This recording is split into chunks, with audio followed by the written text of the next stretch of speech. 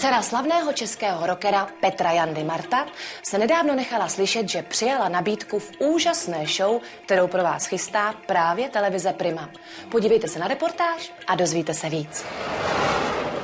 Marta Jandová se jako jedna z mála pyšní přírodním dekoltem a blesku si nedávno postěžovala, že je pro ní peklo sehnat dobře padnoucí podprsenku.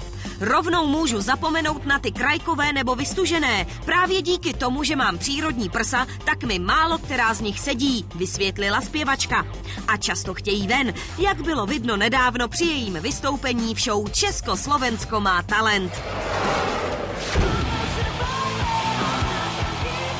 Martě, tobě se stala před několika dny taková malá nehoda. Při přímém přenosu Československo má talent. Jak jsi to prožívala? Věděla jsi o tom? Zaprvé si myslím, že se z toho dělá strašně velká věc. Já jsem samozřejmě o tom nevěděla. Ještě jsem před výstupem s klukama z kapely schválně skákala a zvedala ruku, abych se podívala, že to opravdu je jistý. Jistý to bylo.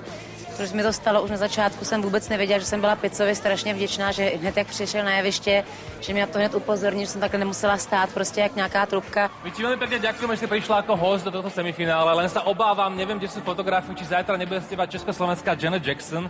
Máme taký malý monitor vzadu. Či aféra Nipplegate. Ne.